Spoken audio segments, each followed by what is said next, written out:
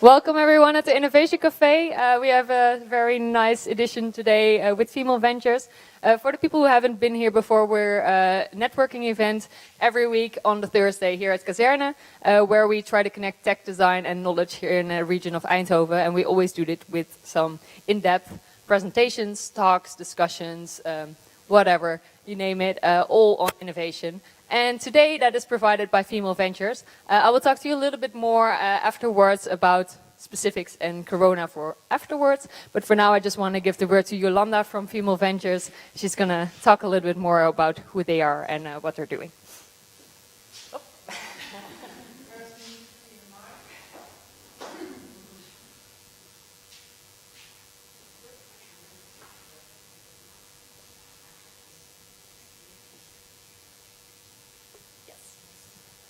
Yeah.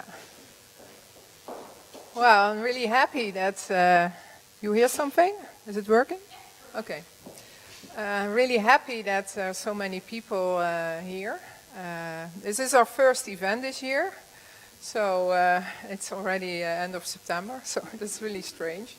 But welcome on behalf of Female Ventures, and thank you to the Kazerne that we could host here. The theme of today, Eindhoven Startup Ecosystem, yeah or nay?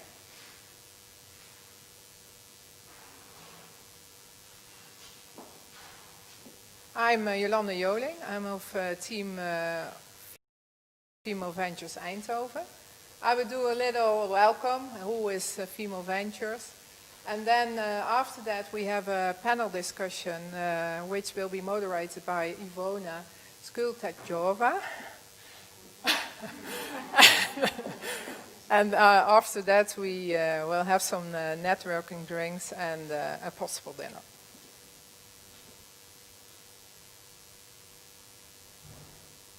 Who is Female Ventures? Female Ventures is a group of women. They originated in the US, in Boston, and then Duke Hoogland started Female Ventures a few years ago. We want to focus on women instead of talking about all the things which are going wrong. We tend to want to spend our energy in exchanging ideas and helping each other with their careers. And instead of talking about what challenges we face, we want to keep the women being in business. Why is Female Ventures there? Because only 7% of females are in a board member, 35% is a co-founder, and we need support from men and women to change this. Why we need to change this? Because if we have a mix of men, both men and women, the companies will improve, the quality of decision making will improve, the return on equity and net profit margin will also improve, and women communicate and think differently, and that's good for the social competences within companies. Our philosophy is to empower, inspire and build. Welcome, Marianne. We empower by learning and networking. We inspire to connect to role models, and we build cross-generation community.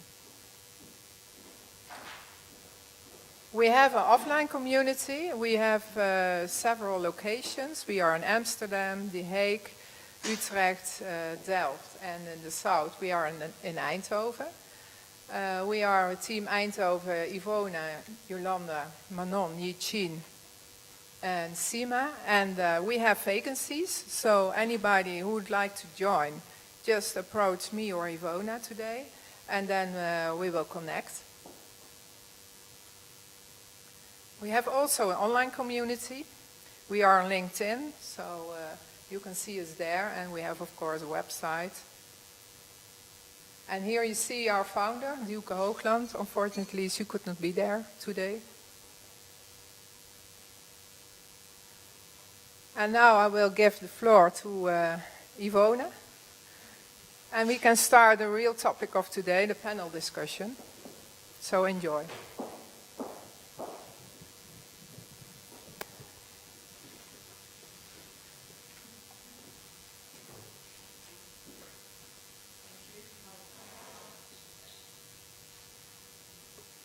Thank you. Hello? Yes, perfect. Thank you. As you see, Corona is making things more complicated a little bit, so organization-wise, we need to really, really pay attention that we do it in a safe way. My name is Ivana Skultachiova. I used to work at the university, so I come from academia, but now I am a co-founder of a foundation and co-founder also of a legal tech startup called Suitless. So this topic of Eindhoven startup ecosystem is very, very close to me and is also close to all our panel speakers. So I would like you guys to, or ladies, gender equality, to step up, and I will slowly but surely introduce you and also give you a chance to introduce yourself later on. So from the edge we have Marielle van Bijsterveld. She's a business developer, soft tech from BOM, or Brabant, yeah, Ontwikkelingmaatschappij. Sorry. Then we have Professor Isabelle Reimen. She's scientific director of innovation space, and she's also professor of the design of innovation ecosystems, if I'm not mistaken. No, that went well. Then we have Iris Soute, who is CEO of PICO and also PhD alumni from Eindhoven University of Technology. And we have Betsy Lindsay. If you are a present in the startup ecosystem, you probably know Betsy already. She used to work for a very long time in High-Tech Excel. Very long time, 4 years. 5 years. And now she also decided to walk the entrepreneurial path, and she's a CFO of Aircision. Okay. So, let me... Oh, we have a little bit issue with the slides, but I will try to translate what the topics are. So we have several topics that we want to discuss today. And when I was preparing the presentation, I was just trying to think about what the initial topic should be. And it's definitely about how the ecosystem is not only viewed by us that we live in it, but how our ecosystem is actually viewed by the outside, how our ecosystem is viewed globally. And in order to do that, I looked into most reliable source, and that is startup ecosystem rankings, which are completely objective, obviously. To my disappointment, I didn't really find Eindhoven in many of them on prominent places, and sometimes Eindhoven was even subsumed under broader Dutch ecosystem together with Amsterdam and The Hague and so on and so forth. So my question is, do you think that Eindhoven startup ecosystem is a very well hidden gem? And why is that so? And why cannot we promote better maybe on the outside what we have here? And I will start with Betsy. So I came to Eindhoven in 2011 and started my innovation career here in 2015. And I had a background in innovation in the US and in Seattle, actually, working. It's okay. Can everybody hear me? I'll just talk a little loud. Yeah. So and I'd worked at Silicon Valley Bank for 7 years in Seattle, working mostly with medical device companies. And I have to say, I'd never heard of Eindhoven before I met my bedtime. Okay, but that said, since I've been here, what I've noticed is in reports from Wipro and different reports that talk about innovation ecosystems, there was a report recently that where we actually were rated, Eindhoven was like in like maybe 19th or 20th in the ecosystem world, and that was under like Stockholm, Berlin, all these, I mean, none of the cities above were actually as small as our city. And I think we have a complex story because we are Eindhoven and we're close enough to all these major places like Düsseldorf and Amsterdam and Rotterdam, and employees come from all over to come to Eindhoven to work, and so it's and we're limited in size due to government regulations that our little city can only grow so much, but that's a good thing, right? And so it's a complex story of why we haven't grown as fast maybe on the entrepreneurial innovation side, but there is obviously a tremendous amount of corporate innovation going on at ASML, at Philips, and so forth. So it's a unique environment. I think it's really obviously a deep tech capital. You know, when you go to places like you go to events in Paris, like Hello Tomorrow is this massive deep tech event, and I'm surprised how many Eindhoven companies are there when I go. You know, and then there's of course others, but it's surprising to me. So being an outsider who's come here, I believe that it'll just keep growing in prominence as time goes by, because we've kind of have so many roots in corporate innovation, and now things are starting to change, and that's been maybe the last 10 years that change has been going on, and it's just kind of getting to a place where it's going to start really growing more and more. So I think it's a good environment, really, in general. Yeah. Yeah, and perhaps don't forget the university, who is linked to to all these companies and they are the source of talent and a lot of technology. So yeah, we employ a few from TU Eindhoven, recent graduates and interns, and so we actually have one employee who literally just graduated, who's a real employee, not a freelancer, and then we also have one intern from TU Eindhoven and one guy who went to work for NXP for 10 years, but then was at TU Eindhoven, PhD cum laude, whatever, I mean, it's really amazing talent coming out of TU Eindhoven. And a lot of internationals go to school at TU Eindhoven and then, stay here. Yeah. So that's a good thing. That shows, from a city perspective, we've got a good place, a good ecosystem. Yeah, and I think we can take, even as a university, more an entrepreneurial role in the whole ecosystem. So that's what I would like to strive for.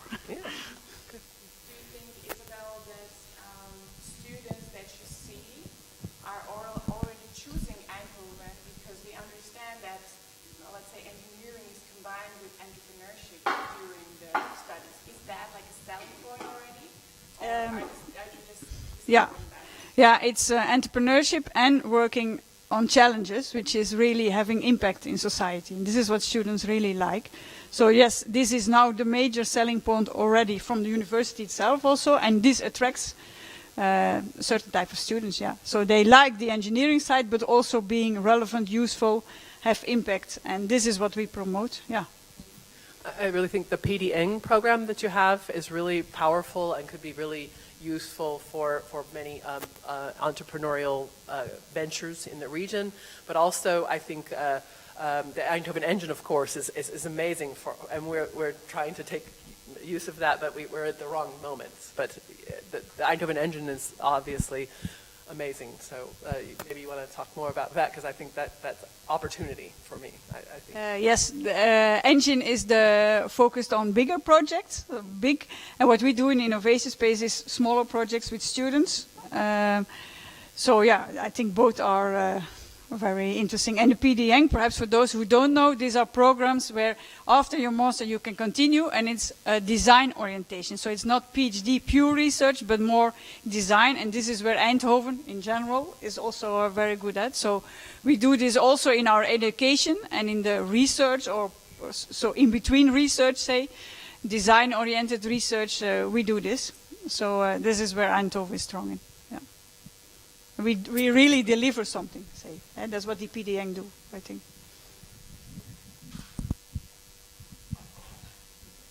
Go ahead. Can I add something? Yeah, of course. I think if you look at the researchers and if you look on paper on what makes a good ecosystem, actually a lot of what makes a good ecosystem is here. So good universities, the right attitude, there is capital, we'll come to that, but that's not. So the one thing that, if there's two things that could make it a little more interesting or give it a little push, for me that would be, but I'm not current on this topic, so you have to help me out here. Historically, Eindhoven attracted a lot of students that would come in the morning and take the train back home. So you really need to get those people to live here, work here, have a life here, and to make it even better. But more housing. Yeah, no, but so a good thing of Corona to immediately answer. So the demand for housing in September was really, really enormous because the students wanted to be close and because, yeah, we know where all the... So they didn't want to have the commute, but they are all in Eindhoven or want to be in Eindhoven. So, yeah, no, that's a consequence now. Yeah. It has some positive effects. Yeah. So, and the other thing is, but this is the one that takes time, is that what you see, what really, really helps is to have examples. To have like these really hot entrepreneurs that you can look up to and that help you along and really create sort of a goal and a mindset. But that takes a couple of years before you're there. It takes some time. On people coming back to the region, that might be interesting too. I mean, maybe this Corona thing has people thinking about, well, I went and studied in Eindhoven, and now I might go back there after I've had my big win in Amsterdam, or I had my big win in the U.S. with my startup, and maybe there'll be more people coming back. That's possible, and I see some examples of that actually. But I think you're right. I mean, we need more people kind of taking a leadership role, showing entrepreneurs how to do it. How to be. And I think some of the groups that we're both involved in, and then I think you're involved in as well. I mean, these groups for female founders, there's lots of different ones. There's female founders. There's this group, of course, Female Ventures. There's other groups, Female Tech Heroes. I mean, there's a lot here considering, a lot of initiatives, lots of initiatives. But ultimately, those initiatives have to be about connecting people and learning, real hands-on learning. So I think I miss that there's not enough students in these clubs as well, and I've invited a lot of students to come to Female Founders. I said, Gabrielle Gomez, I don't know her whole name, but the one that owns the Maps Untold, the girl I said, okay, come on this way, I mean, but people who are willing to take their time to do that too is also a challenge because everyone's so busy, Yeah. But we can connect the students better to this system. So I think that's one of the things. That's action points. Yes, we know down someone. Iris, from your perspective, you're an entrepreneur. How did you land it in Eindhoven? Yeah, I basically grew up here. So does this thing work actually? Because okay. I was born in the southern part of in Limburg, for people who know the Netherlands, and I came up to Eindhoven not by commute. I actually started living here straight away because I didn't want to commute then. When I was 18, which is many years ago. I first studied here. I did a PDN program, I did a PhD. I thought I was going to be an academic forever, but then the entrepreneurial bug bit me because the product I made during my, or the prototype I made during my PhD became a product and became my company. So I can't see Eindhoven anymore as an outsider, right? I'm just too into it. As I was as a student and I lived here, I now don't live in Eindhoven anymore. But I agree, there's a good university, there are good big companies that attract people to Eindhoven, which is why people know Eindhoven. If you come abroad, they know it by PSV, not because of these companies. But I also think we're still actually very small, right? Compared to the big cities in the US, for example. And if you're based in the States, then people don't even know the Netherlands. They might know Holland, and Amsterdam maybe, and then they started, I don't know, have weird ideas with that for drugs. That's actually happened a lot, when you say you come from the Netherlands. They always ask my husband, or told him, yeah, I've been to Copenhagen. Yeah, is that in Germany? Yeah.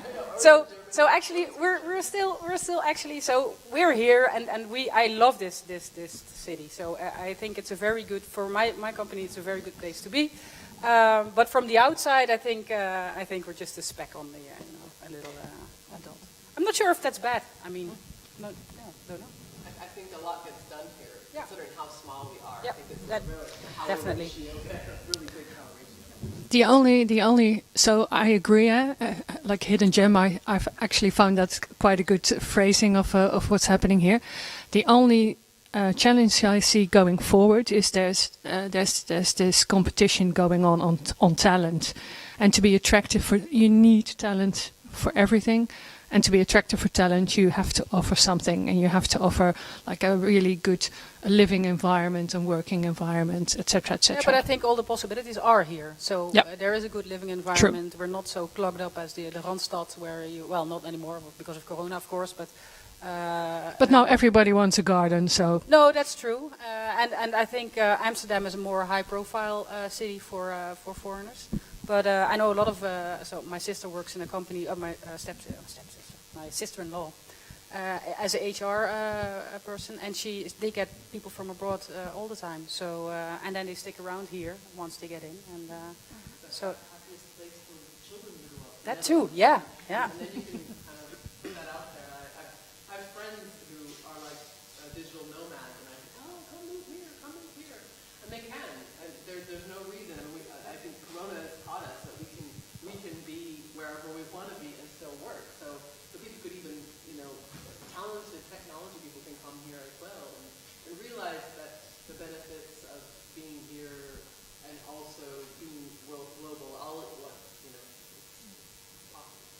So before we started this event today, you asked me what can we do actively, what can be an active output from this event. So the question is, what can we do differently to maybe market ourselves better? Or as you say, we need to still attract talent, so we need to market ourselves whether we find it important or not in this ecosystem, or whether we want to focus on building things rather than promoting things. So what are the aspects that we should really sort of pimp up, that we should really improve? If you can put it in like fewer words, so I can write it on a whiteboard. Maybe we should ask the audience. You seem like talented people. What do you need to stay here?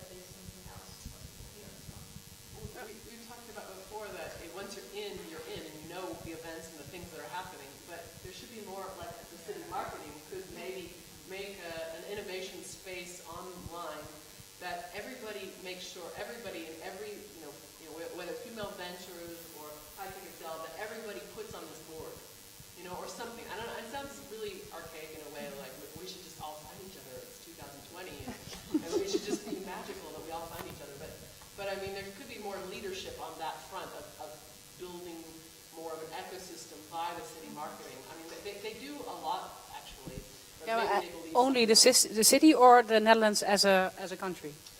Because yeah, that's what I mean. I mean, they do quite a bit, but I don't see that. But they're very Randstad based.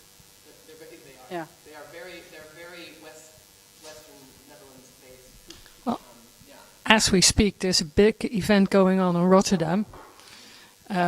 with all kinds of partners for a whole week with a whole lot of discussions and stuff like that. So yeah, we could Maybe do. we should get such an event here. We should do something like that. Definitely. Yeah. Thanks. I know this idea of an event has come up for a long time, like one event to unify all of Eindhoven in the tech way. And I think Excel has hosted Beyond Tech many years in a row, and it's kind of doing its own thing because no one was like they kind of said, listen, we would make a tech-wide event with software and all kinds of other things that aren't in high-tech Excel's interest, but nobody wants to put up the budget. And then I think right before Corona happened, I think they even then talked to Brainport, and there was like this discussion about making this Uber event all for the region and make it really a regional effort, you know, and then it just melted. So I think that's been kind of in the works for a long time, and I think we should have our own event, you know, with our own flavor, with our own, you know, with entrepreneurs building, you know, toys and electronics and people building, you know, deep tech stuff and people building software, and it should be, I mean, this region has a unique flavor. After Dutch Design Week, we get Eindhoven Startup or Eindhoven Entrepreneurship Week. We went to Eindhoven with a big event organized by high-tech campus, university, basically taking the center stage with the startups in the midst of basically everybody who's something in high-tech and deep tech. And that disappeared. Sometimes I don't understand ourselves. I have difficulty understanding ourselves. Why don't we get this done? Because it's not that difficult, and we've been saying for years to organize events. Then we have an event in Eindhoven Messe, big success. Ministers then a year later we stop. I don't know. It does work, right? I went to the CES, that's a big thing in the States, with that was then called not Tech Leap, but the one before. Startup Delta, yeah. It's the same. But yeah, as one startup, you're very small there. But we were there with 50 startups, and with Constantijn, which is, I don't know, he's a huge magnet in the States. If you have a prince aboard, yeah. And he uses that a lot. So and he attracts a lot of people. And then you make a statement because then you're stronger together. So those kinds of events, maybe not even only Eindhoven, but there were a lot of Eindhoven startups there as well. I mean, is Lightyear Eindhoven startup? They're in Helmond, right? Helmond is Eindhoven. Absolutely. They started from the CUE, yeah? I have a question. Could you define what you mean by ecosystem exactly? And is it only high-tech oriented? Because within Brainport Eindhoven startup ecosystem, do you mean other startups than only tech ones? I was wondering these two questions.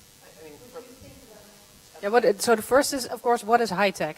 Because high tech is a different thing to a lot of people. I come from the University of Eindhoven, which we're supposed to be high tech, but I make toys now. And from the toys perspective, we're very high tech. But if you compare us to Lightyear or ASML, they're just, yeah, whatever. So that's first, but and also startup is a very vague definition, of course. When are you a startup and when are you not? So maybe it should be more about entrepreneurship, because then you have everybody. And an ecosystem is something, I think, but which makes it easier to find each other if you need, especially startups. You have to learn along the way, right? And if there are other people you can ask or easily approach, then that's what I would say what an ecosystem would facilitate.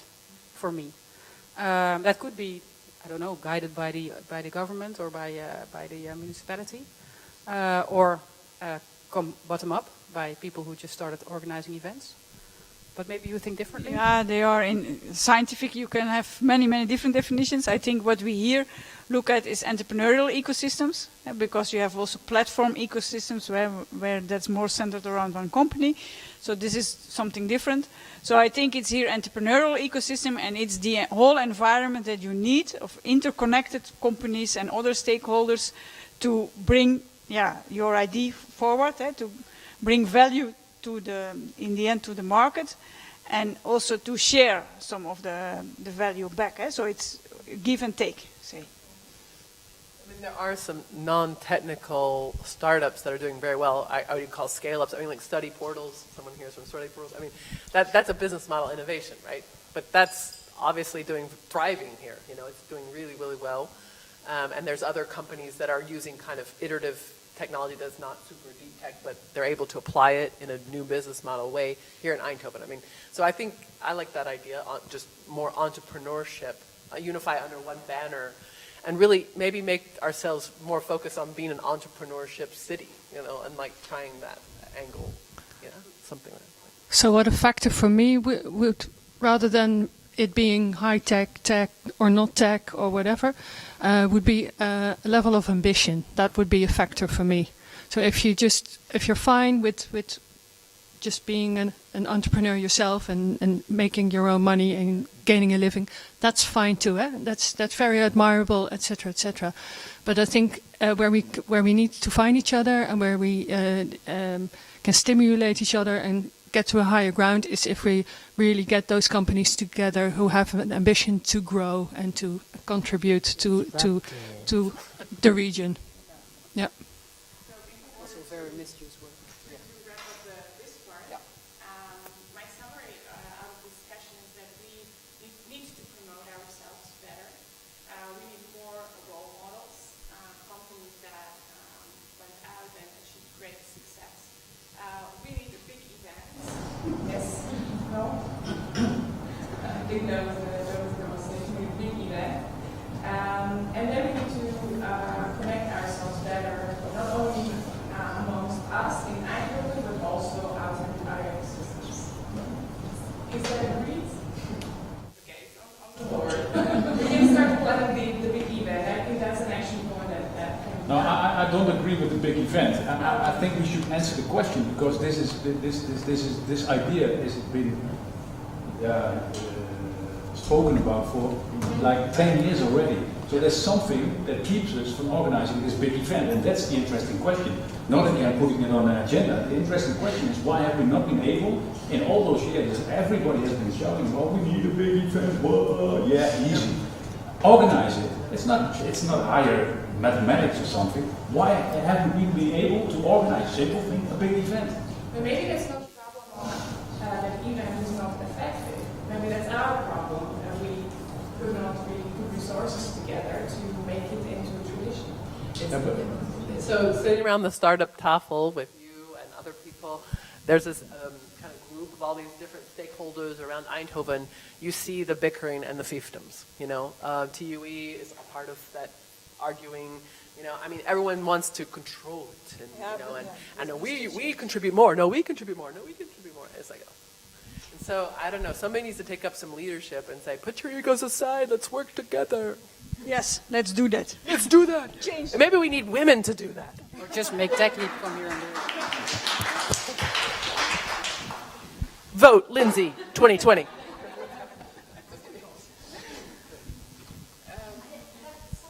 I wanted to ask if I may. I heard that there are some problems in Eindhoven of students that want to start their own company, but also have issues with IP, which is very important, I think. So the legal part of entrepreneurship is also a very important thing that has to be resolved, how to deal with it in the future. So I think it's from the 1st of September we don't have the issue anymore because the feature is afgeschaft, so what's in Dutch, so it's dismissed. So and there is now a new leadership also in the university, a new president, so things are changing already, and this will be solved very soon. So we are putting in place more support, more guidance for the students themselves, and so not only from the university perspective, everything well arranged, but from the student side, that we look at what they need and what are their concerns, and we can help them. So, the best is even, so our IP is not the most important stuff for theory. So it should be that we have companies out and they deliver value and they collaborate. So. bring to the leader. So there is a change for that. Segue to our next blog, which is about entrepreneurs. And I actually want to start with you, Isabel, because you see that to be entrepreneurs in their early stage, when they come to university, they study, and maybe initially they don't even think about entrepreneurship. So what have you seen? What makes students to decide to go into entrepreneurship? Is it something that they have predisposition for, or they just discover it as they go? They discover it, often they discover it, and therefore they should have made aware of the possibilities. So the threshold should be very low that they get in contact. So our aim is at the university that everyone almost already in the first year gets in contact with some entrepreneurship related thing. Not that they all have to become entrepreneurs, for sure not, but they have to get all an entrepreneurial mindset. That's what we want. So in essence, they want to deliver engineers that have an entrepreneurial mindset, and they need to come in contact with entrepreneurship. So we have elective classes they can choose, and with the new policy we have on challenge-based learning at TUA, that's now the education concept for the future. I think many, and you see it already, we are now doing it for 2-3 years. So what does that mean? Students can choose challenges where they like to work on. And you see that students are changed. They are not the same as they were 10 years or 20 years ago. They like to have an impact. And I think this really resonates also with how entrepreneurs feel. So students want to have impact in society. They like to work on bigger challenges. And this is, we call it now challenge-based education or challenge-based learning.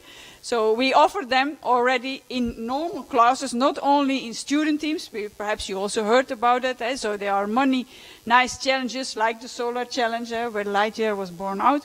So there they can do this, but they can now also in regular classes do work on challenges, so have contact with the outside world. And you see that really this attracts them. And out of one of these classes, they see, okay, I like to continue with this challenge, this project, and then they go on, or they find another topic interesting, close to their passion, because they can choose the challenge themselves, or on health, or on energy, whatever, agro-food, you name it. We offer them, this is the broad choice, and and then they go on. But do you have any numbers? So how many students nowadays become entrepreneurs with respect to 10 years ago or 20 years ago? I don't know that, but I know that we are already able to, so last year there were 1,900 students already going through Innovation Space and get to know this challenge, working in challenge-based learning. So these are quite already some numbers. We started Innovation Space with no teams, and now we have 30 teams. So it goes quite quick. Not only entrepreneurship, but it's also student teams, both, but it's all entrepreneurial mindset. So that grows. Question. Yes. I don't know for a fact, because I know you're coming back to being here, but have you ever been an entrepreneur? No, my father was, and but others should say I'm institutional entrepreneur. I think I'm entrepreneurial on campus, but it's fighting for the money and for the system. I have a weird pathway to entrepreneurship, so it's not the typical one where you... Nobody has a typical path. Well, there are some people who are adventurers and then they become entrepreneurs. I was a banker. I was a number counter. What do bankers do, or investors? They think about reducing risk. Don't become an entrepreneur if you're going to reduce risk. You have to embrace risk. And I have to say, there's a study that was done at Berkeley. It was all about entrepreneurial aptitude. There's entrepreneurial aptitude, and there's actually like a survey that you can take that says if you have it. And I do believe personally that you have it, or you have this aptitude. I mean, and I'm not saying that everyone needs to be an entrepreneur, and I wouldn't even say let's push people into entrepreneurship, because they'll be in the wrong spot. My husband's not an entrepreneur. He's a physicist who works at Philips, and he's been at Philips for 22 years. He should not be an entrepreneur. I mean, we didn't have the innovation spaces when I was studying. We did have a program where you could learn about business. Well, it wasn't a minor. I was before the minor. Business classes. I totally flunked. So if you would have told me then, I would sit here now. I would have flunked all the tests, but I would have entrepreneurship. So it's something that grows or not. Yeah. That too. But I do think there was something in you that made that possible. You want to make a change. you're seeking solutions. Yes. You know, and you're not just happy with status quo, and that's something. So I'm not really sure whether all these programs where you, well, I'm not sure. I'm not saying that you pamper students, but where you say, okay, here's nice challenges and try out this entrepreneurship. That's all very nice to start with, right? But once you get out there and have to deal with the real shit in the entrepreneur pension, I'm not sure if I should say this. HR contracts and I don't know, financials and all this stuff. I mean, you have to have really good stamina to keep doing that. You see a lot of startup proposals. Lots. Most of us fail, right? Yes. Yeah, most of them fail. So you are a little bit on the other side for entrepreneurs. However, who are the entrepreneurs that are successful? Maybe from your perspective, that get funded. Yeah.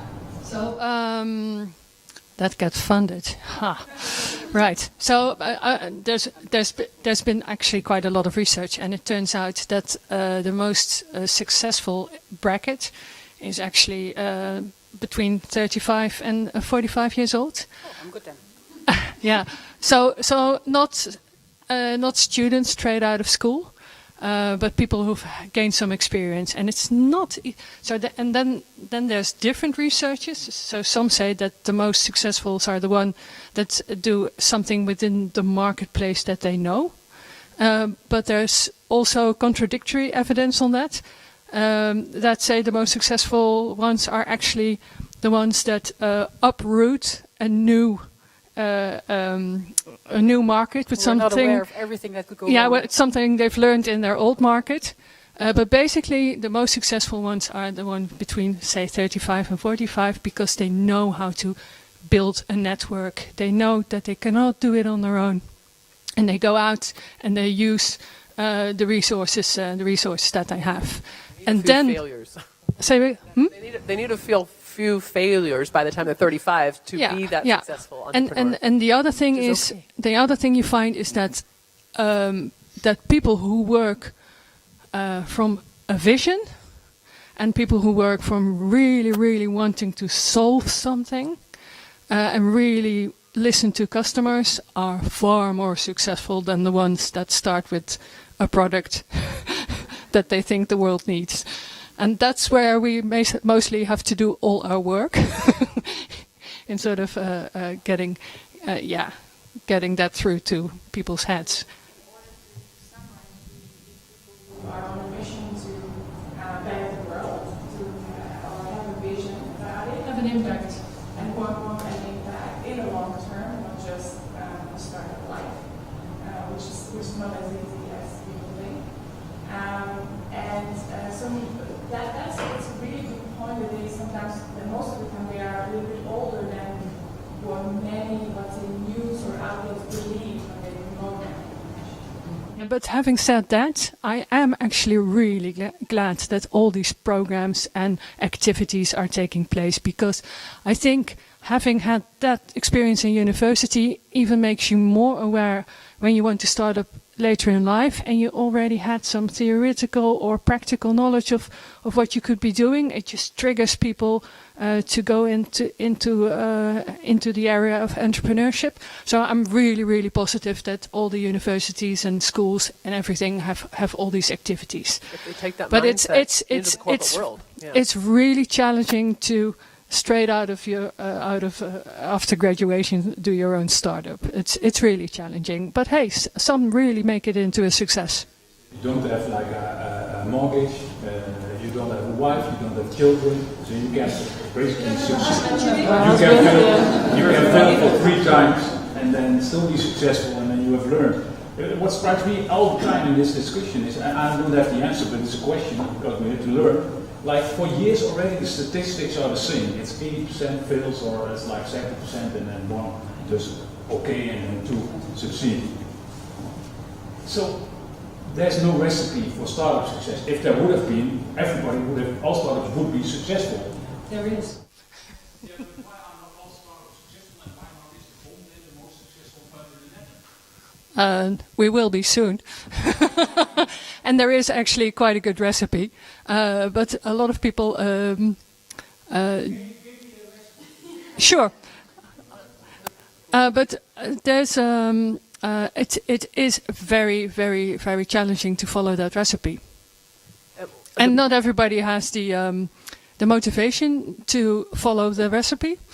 There's The recipe is there, but time is not on your side. You know, the time, you can have the best idea ever. You know, Apple came out with the tablet like very far, you know, way ahead of the iPad, and then it wasn't ready. The market wasn't ready. So you can have the best recipe in the world, including analysis of the markets, but you just, you know, it doesn't mean that you're going to be successful. There's a lot of outside factors that are so many influence as uncontrollable well. outside factors, even if you have the recipe that just are beyond your control. But you have to be ready for the ride, and you have to have that experience to know you have to have that life experience to know when to call it and when to keep going, and all of those things. It's all about life, you know, and unfortunately. So we have like two groups of potential entrepreneurs or entrepreneurs. The ones that are 30 who has a lot of experience, and the second ones who are younger, much younger. During their studies, they discover entrepreneurship and they think the potential that they can group up. Can we also somehow think of interconnecting these two groups? Because there would be benefits to both groups. We have huge age diversity at our company, and we look for that, actually. We're looking for young people straight out of school. We're also hiring people who are older. I mean, we think about age diversity. We think about ethnic diversity. We think about gender diversity. I mean, that's how you fix it, is really focusing on that. And when you have a woman on your board and you have women in your company, they start thinking about that before men do. All types of diversity thing. And I hate to challenge people, and maybe people in the room might challenge me on that, but I think where at High Tech Excel, where it came from was Guus Frerichs' wife, who is actually the HR director of High Tech Excel, Esther Pakes, and that diversity thing came from her. I mean, Guus is behind it and a big proponent, but the idea comes from her. You know, and so it is about having more women included in startups, right? Yeah, but I think the question was about connecting the... Yes. Yeah, but I'm just saying, but then putting the startups, having more diversity within the startup, age-wise, and that will bring startups together and learning, teaching each other. I mean, I really do. Bringing those groups together in an ecosystem is because there's all, like, my people are going to meet with your people, and, you know, it's just, I don't know. I think that My people are very busy making the next product, so that also makes it difficult. We bring already people from outside in to the students. We have Guru Network, where we have external alumni or everyone who wants to guide the younger students, and we can do that on perhaps they are all of every age, but I wrote down perhaps we can look even more to somewhat younger, perhaps at 35, and then link them also.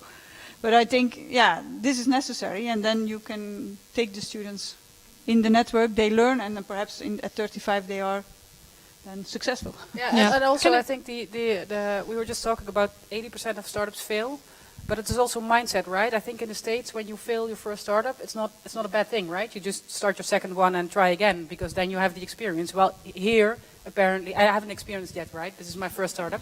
But here, I've heard that is the idea is if you fail your first startup, you should, do something else because you failed. So I'm also not sure whether we should talk about, but 80 startups fail. We should talk about, but the second round, I think, two things about that. I think that is actually changing a lot. So there's lots of these programs are now about there's events about failure. Now should also warn them. We should not idolize failure, because that's taking it over the edge. But it's very much also about why you failed and if you have the capabilities to learn. So I find that if people are very aware of why they failed, and if they can pinpoint it, and if they can pinpoint the right thing and not blame the wrong thing, I welcome them. I think they have just a great profile. But if they have not been able to pinpoint the reason why they failed, and they are persistent on blaming some other cause that is actually not the cause. Yeah, for instance. The coachability Then factor. the coachability factor, then it's a definite no-go. So.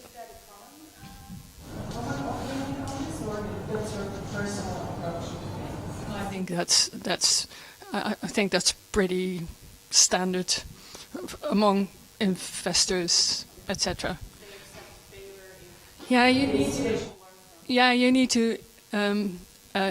So entrepreneurs need to be a bit eigenwijs, stubborn. Yeah, have their own vision, have their own opinion. But otherwise, somebody else would have done it, right? but you need also to have this very, very good sense of flexibility, and when to bob and weave, and when to sort of push through a wall. That is a challenge. That's very much a challenge. Can I get back to the bracket 35 to 45? There's actually, and what we see is that sometimes we have quite successful people giving up their career to go into entrepreneurship. Most of them are men. So the age bracket between 35 and 45 that I was just describing, that's actually quite successful and have built quite a good career and a network, etc., etc. And then switching to entrepreneurship, they're seldom women. So the women that we see are usually younger. So I know, there's practicalities involved, but there's practicalities. But having said that, it's just an observation. So, and I would really welcome more ladies. I think I've seen that also. These older folks who are at High Tech Excel are on their third careers, and they've come in and they're like looking for to be a founder in a company. And there are a lot more men than women in that respect. And then the excuse is, well, it's deep tech, but it's also about the fact that they don't have they're not straddled with the family responsibility, which is a real thing. I say straddled, it sounds negative. I have 2 children of my own, hello, but it is just a fact. Like I heard a statistic recently that women during this Corona time are doing, on average 3 hours more housework, per week than men, and that is unpaid work that women are doing, and that takes away your energy to do other shit, and I don't know, it's real. It's just some of us have more energy than others. So. Yeah. Yeah, this is 35, 45 men, but after 45, you start seeing again women. Because the child, you have your children at 30, but the time you're 45, they're 15. So they're less independent. So they're grown up. So then actually often the women will go back to either the start of their own, or actually sometimes they are able to see them because they're advisors. So I think it's a bit different. But in the 35, 45 is only men, but after 45, when you start looking, you will start seeing again women coming back. Which I think is nice, because they can teach the younger generation. So there will be a 25-year-old, but behind the curtain we'll have a 45-year-old supporting that girl. So I think it's just different for us. So now we discussed different age groups, different genders. Also, as I said, we asked you to make the discussion sort of looking forward. So what will be the action points? What can be, or what can be done to improve that access to entrepreneurship, to these groups that maybe don't seem to be successful immediately when they, or are disadvantaged somehow? Not only women, but also younger people who don't have experience. Is there something that could be done to help them out? Yeah, link them to the ecosystem even more, where there are coaches and more experienced people. I think. They have to take the initiative, though, to join these groups but that's entrepreneurship. They have to know that the ecosystem's there and what events are available. But ultimately, it's up to them as entrepreneurs to go out, if they have that spirit, to go out and participate in these things and learn. And also, if they're not events, just you can call up the next door startup, or look up people in the online, and just email them or call them and ask them, okay, I'm starting a startup and I see you're 1 or 2 years ahead of me. can we have a talk because I want to learn from you? That's what we did, what I did a lot. I've had people do And that. I'm doing that for other people as well, but it's not organized. It's just, you know, it happens. A neural net. All right, so we have also some action points, maybe a little bit broader than in the first case, but or in the first topic. And looking at time, we need to go further. And maybe this is interesting because we are going to talk about investors and funding. And that is where I cannot not start with Danielle. And these questions I probably you get 1,000 times per year from people interested in startup financing. Is there a lack of capital in our ecosystem? No. And then elaborate on that. No, but there is a big mismatch. So there is, I think there's a lack of communication and a lack of so funding on most part is a business. Let's be honest.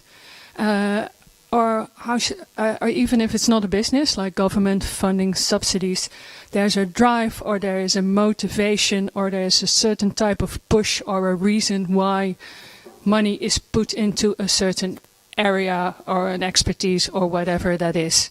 So what I what I see quite a lot is people getting frustrated because they don't get funded. But what I see is that not the right funding party is being asked the right question, or not the right amount, or not the or you. So it's amount, it's the wrong place, it's the wrong time, it's the wrong expectations. So the same as you need to learn about your customers or any other sort of a stakeholder that you do business with, you really, really need to find out who is sitting across from you at the table. And you really need to, what happens a lot is I start interviewing people. I'm very curious. I love entrepreneurs. I'm always interesting to know what people are getting up to. But they seldomly ask me questions. Usually I initiate. You scare them. You know? Say what? The entrepreneurs are scared of the people with the No. money. But usually I initiate my end of the conversation, and what I can do and what I can't do, and what the possibilities and the unpossibilities are. What is the word for unpossibility? Oh my God. The limitations, thanks so much. So I sort of start explaining to them, and you sort of see the disappointment on their face. But I have seriously never ever has the conversation started with the entrepreneur me asking me questions.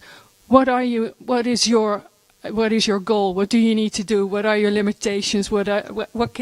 Never, ever, ever. And I've been doing this for 12 years.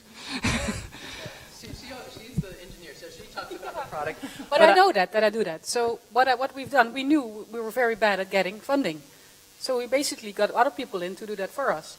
So there's a whole ecosystem here in Eindhoven where there are people who help you get funding, help you get subsidies. Of course they cost money, but if you make good arrangements about,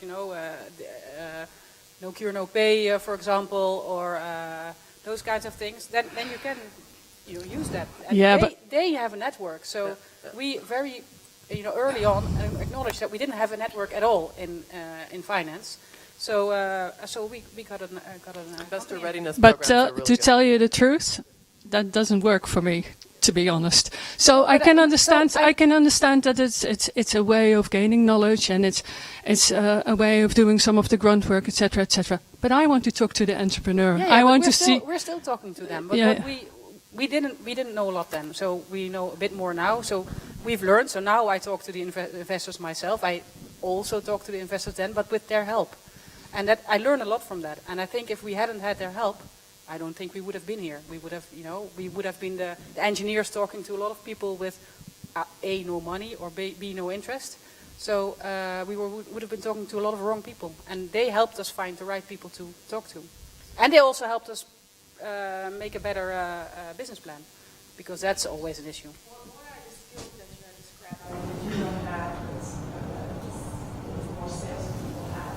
What do you think? Also sales, I think. Sales is something different. Also different. Invest in the numbers. Yeah, so at network. I think so. For me, it was a lot of network. So I came up from university. I knew a lot of people in academia. I knew nobody who was in investing, and I started talking to a lot of people, of course, but it went very slowly because I went from one to the other, and I didn't know people up front. I didn't know how to approach this whole, how to get funding thing. So I did some online courses. I talked to the innovation lab, and you get lots of advice. Lots. I mean, everybody knows better, and they all know different. And we were very hesitant to go to a company that would help us get the first round of funding. But it indeed helped us very much, because they had the skills. They knew what investors want to see in your business plan, because we didn't know, right? I know how to write papers, not how to write business plans.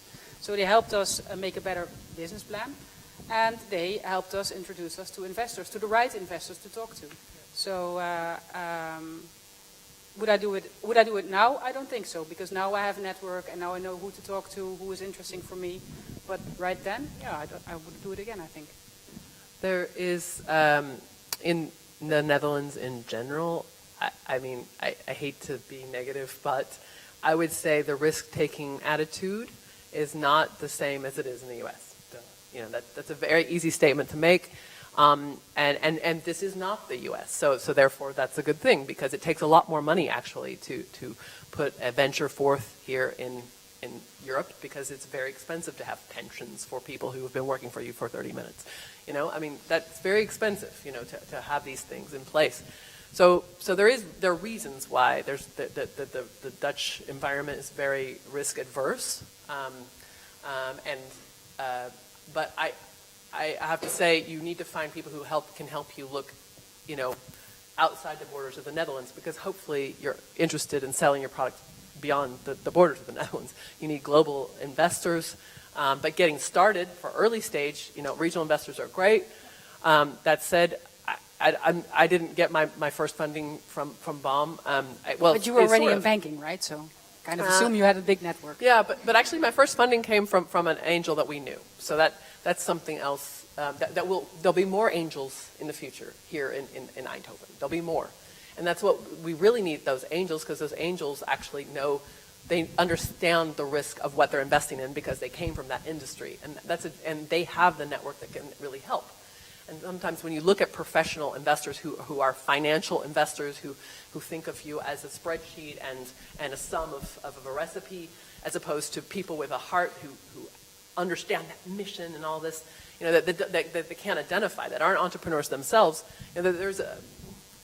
we need more of those people. We need there's a lot of assumption in those things. Yeah. So the regional investment organizations are the biggest investors in the Netherlands. I know. They are by far the ones who invest the most in the early stages in innovation. They're by far the ones that invest more in everything that could be considered as the environmental or societal challenges going forward. And the business angels could very well be the ones with the spreadsheet and the dollar signs or the euro signs in their eyes. So there's this, it's everything on all sides. But the regional investment companies, because they don't only have an euro target, but very many other targets, they're usually actually quite involved in bringing the ecosystems forward. That is exactly what we're supposed to be doing. What do they do to reach out to startups, to get to know the startups and this? How can I start? Where can I start? Too much. We're everywhere. Okay. Seriously. I actually do see you guys everywhere. We're everywhere. Bomb Capital is I make- part of High Tech Excel. I Bomb make Capital hardware, and then has events where you can go and you can learn We about have investment events, we readiness. have programs, we have ecosystem activities, we have lots of online activities. We have we're the biggest early stage investor, so. Who had to scale down as a bomb? I can only encourage more people to become an entrepreneur. Having said that, it's a tough job, and I do really appreciate that. I have a lot of respect for entrepreneurs. It's a challenging job, very much. I have a question. How global are the startups that you invest in? Do you have numbers on how many of your startups have actually have markets outside Europe, for instance, or have? I mean, it would be interesting to know because I Loads. personally don't see the bomb as an investor I would bring on board to help me go global, for instance. I understand bomb, has a lot of firepower and has invested in some very successful businesses, but as a percentage of how much money you've invested, how much of those companies are actually global? So the BOM has sort of three areas of expertise. So one is development, and the other one is investing, and the other one is internationalization. So we have a whole department that focuses on actually two things. One is bringing international companies to the Netherlands, and the other one is helping Brabantse companies becoming more successful abroad. So we do that for all the Brabantse companies. So we do that even for ASML or all the Siux or whatever. Elko and company. Yeah. But as far as the startup portfolios, mostly all of them have the ambition at one time or another to become an international player. The thing, however, is that we invest very early, and it's not that sensible to go abroad that fast sometimes. No. So actually, there's quite a lot of what you would call premature scaling. That's a push to go to foreign markets too early, and it just costs you a hell of a lot of money before you actually really know what you're doing. So the ambition is a lot of time to go international, and a lot of them are operating internationally. Yeah. Interesting to see the numbers.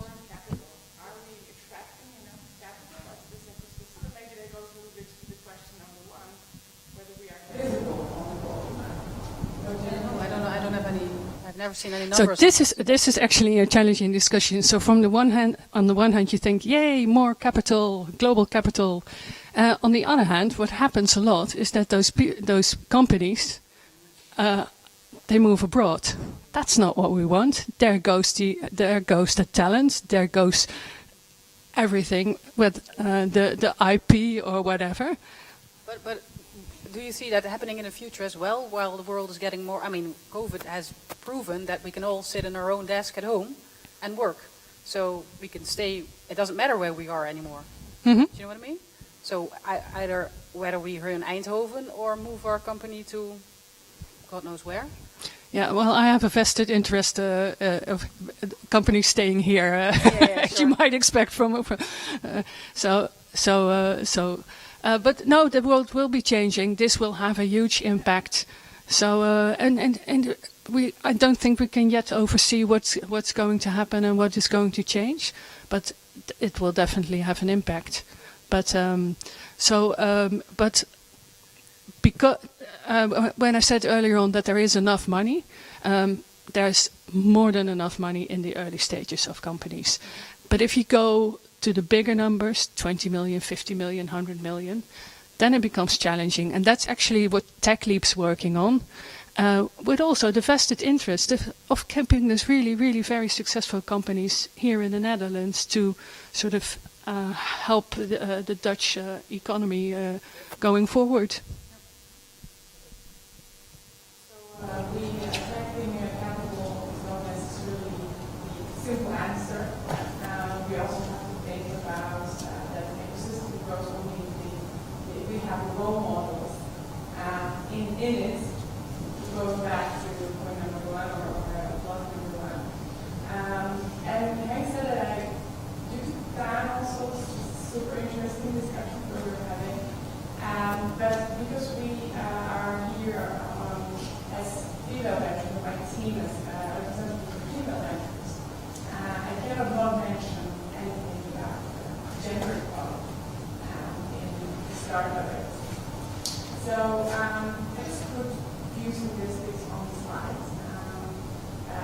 show that women are less present in entrepreneurship and also less present as founders of startups.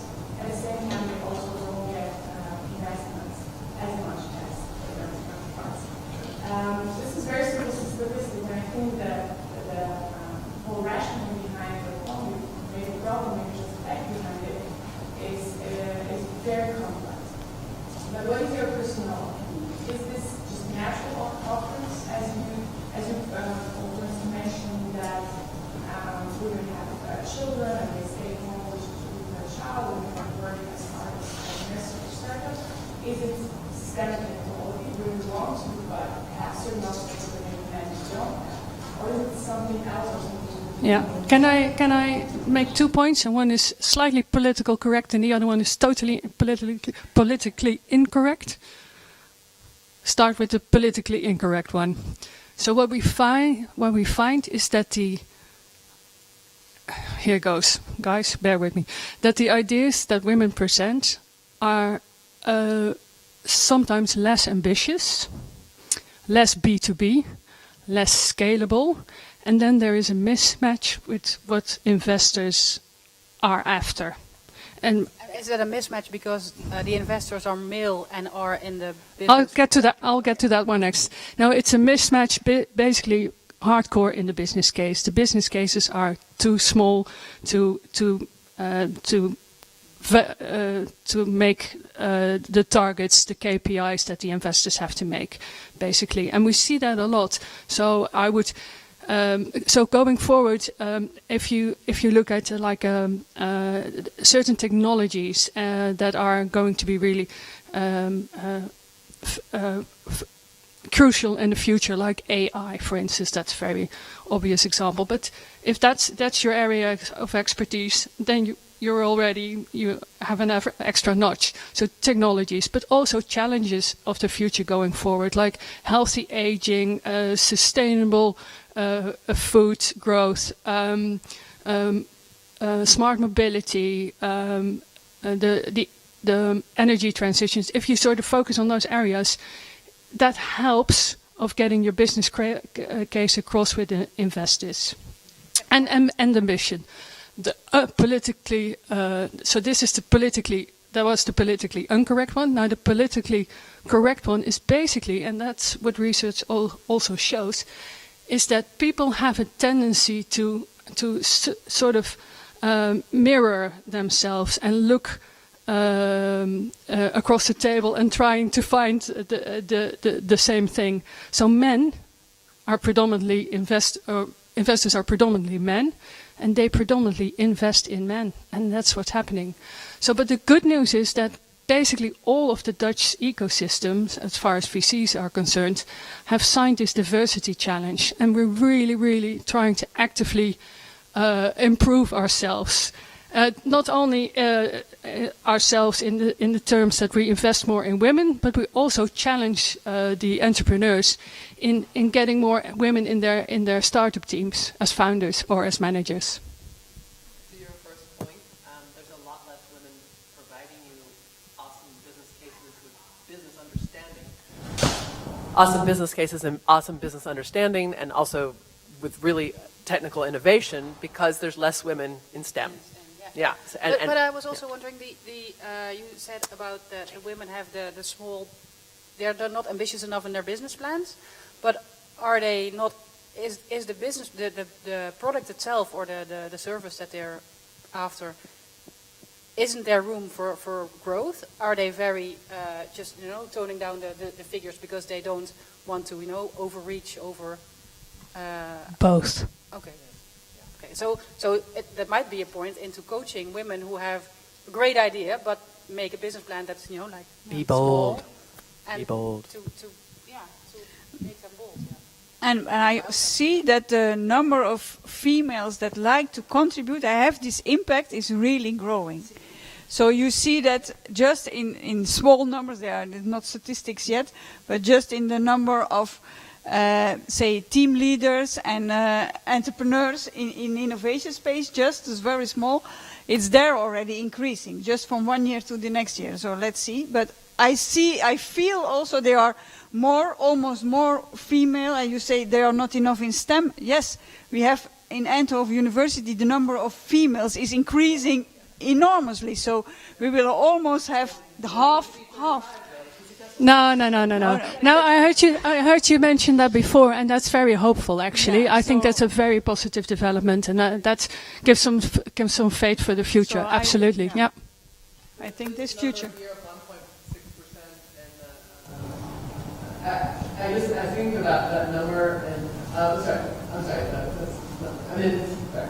The 63% men, 37% women. This is the Netherlands. I wonder if it's actually in Eindhoven even a little bit more male, less women because of the hardware element.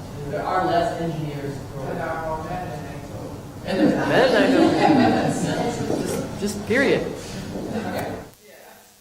No, but it takes. No, but Lonely it's, engineers working at ASML.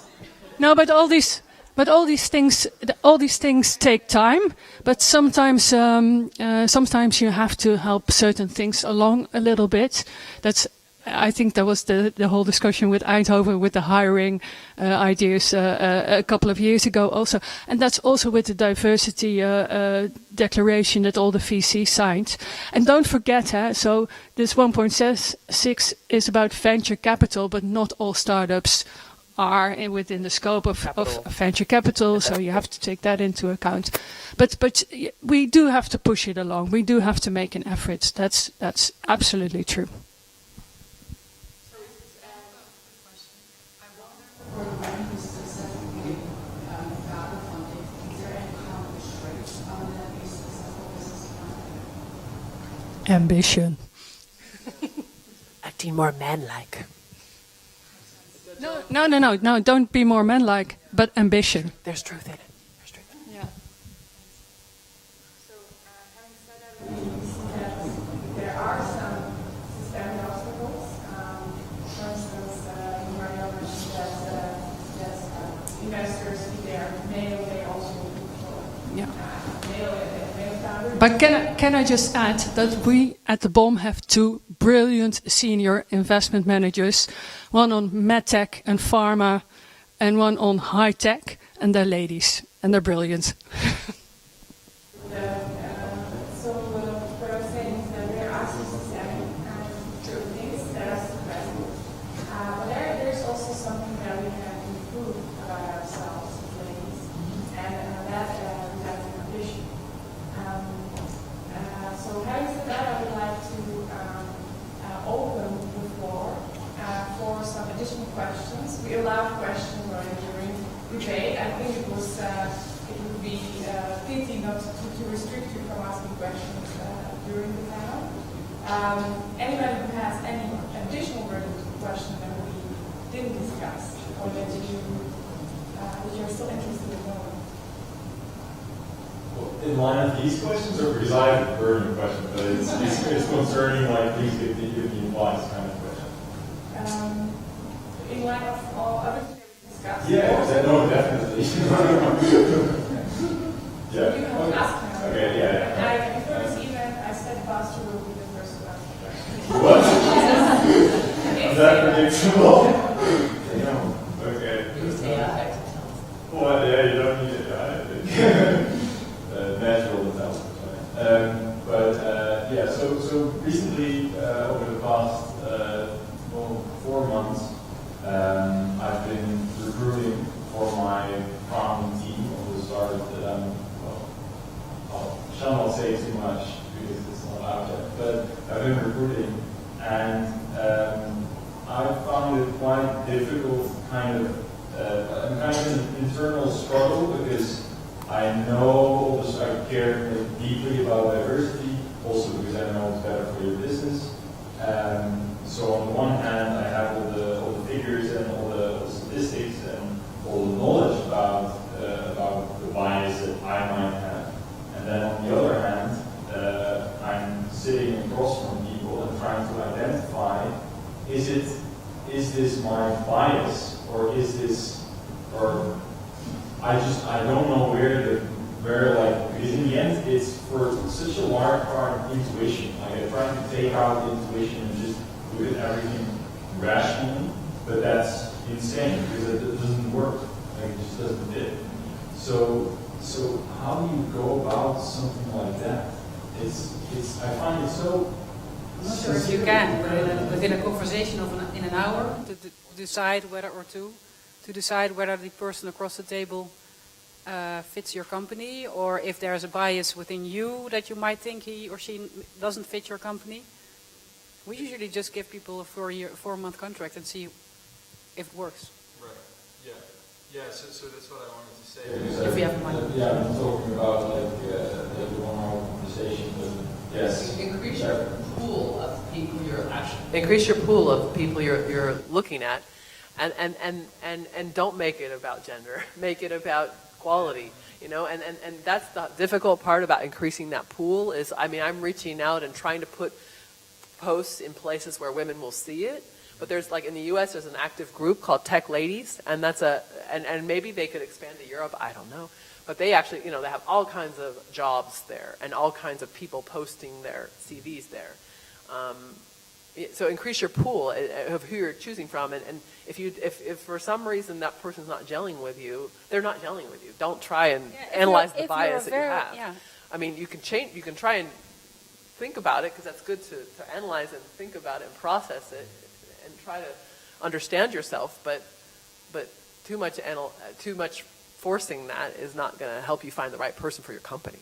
No, and also read somewhere if you're a very small team and you have 2 diverse people, then you get into fights, and then you fail because you fight. Yeah, je vecht elkaar de tent uit. Maar I don't know what the English. But you can also do your interview with diverse people. Sorry? You can do the interview with more than only yourself, maybe. Yeah, Well, also that's very difficult if I'm at the moment the only one that has like a good picture, because then I include somebody that they don't know what to look for. Yeah, but if you're aware of this, you can also make it more objective, right? You're looking for certain characteristics and see how everybody.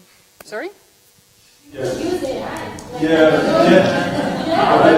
but somebody trained the AI, right? So it might have put the bias. Might be biased. There are lots of, I have friends in the team, actually, Dutch people who started their business there, and they really believe they actually look for people to hire from within and to bring to Netherlands.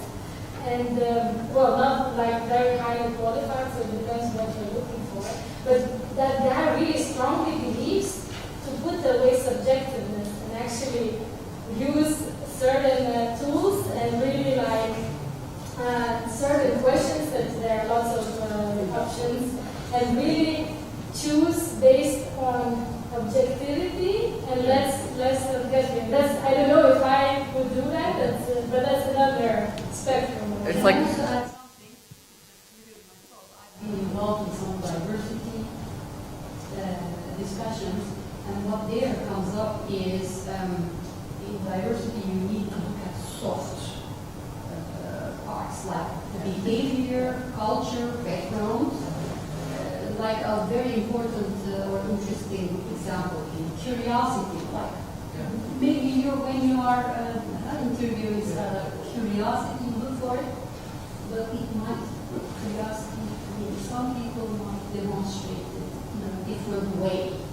They are not curious, but in their culture or in where they grew up, maybe they are not able to, let's say, demonstrate certain way of questioning or assertiveness. So that is something to consider. Also for you, looking at the diversity, if you don't consider that, you can miss.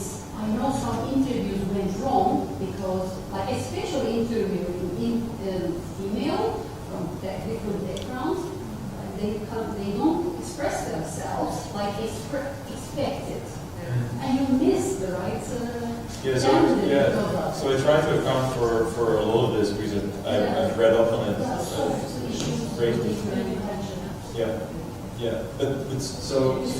To kind of illustrate the issue, that eventually from at least my pool of people that I know, which is I went through my every single person in my LinkedIn contact, which is quite a bit at the moment. So it was like very intensive, and I ended on 2 CTOs, and then in the end, basically I wanted to hire them both, maybe like in a different role. But all the men that I interviewed were like, yeah, let's do it. Like, fuck yeah, let's do it. And the women that I interviewed were also way more risk averse. So eventually, the very, very qualified person that I wanted to hire as a CTO, women that I wanted to hire over the man, turned it down because she was just, cold feet, I would say. And that's something that I run into constantly as well. So I'm curious to know How what you women think are about raised in the Netherlands. Raised. This is how we are raised in the Netherlands. You are already extremely self-conscious about it. Yeah. And I think that you are not the problem in that sense that your self-awareness is already high. So I think you never make a totally perfect decision all the time. It's impossible because it requires a lot of information. We sometimes don't have time to gather all that intercultural information, for instance. But I think you're doing great, already thinking about it and considering that aspect. So I learned from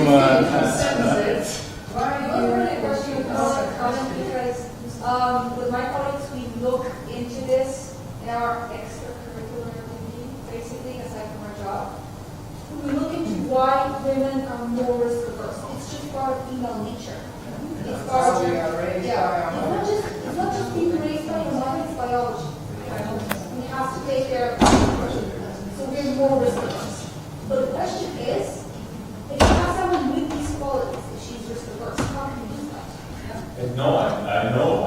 I want people that are risk averse because I'm not very risk averse. So I think that's... you need a balance. Exactly, I want it. I know. She's not risk averse, she didn't take a job, okay. Yeah, exactly. Yeah. Then maybe think about flexibility. Maybe you don't hire her.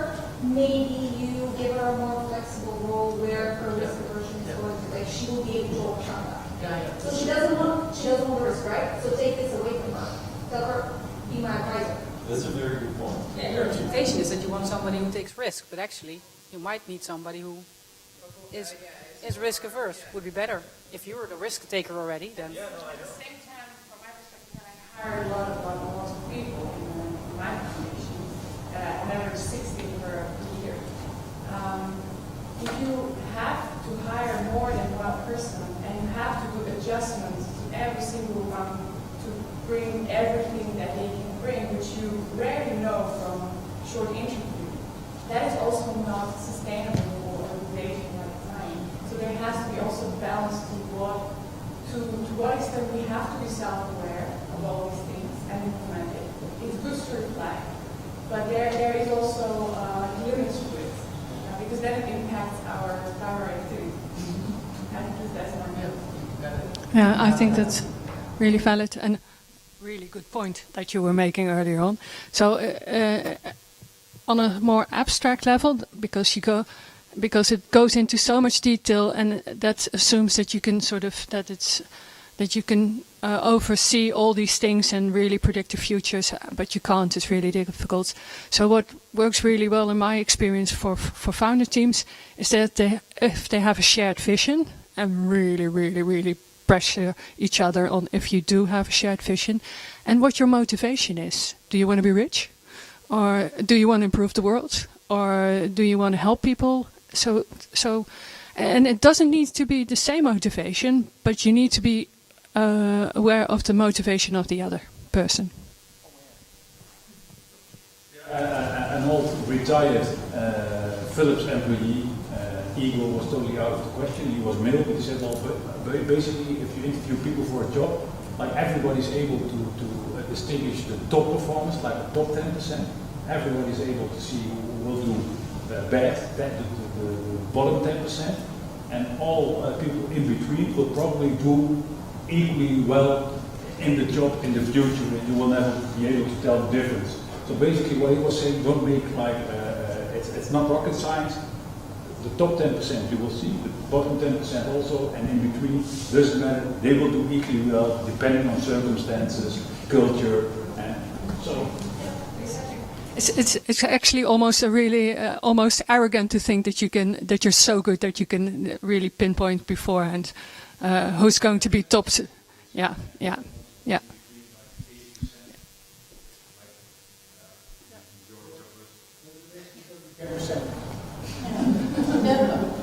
I'm psychologist, you can calculate that fast. Probably you're right. This time we can still allow one more or maybe two more questions max.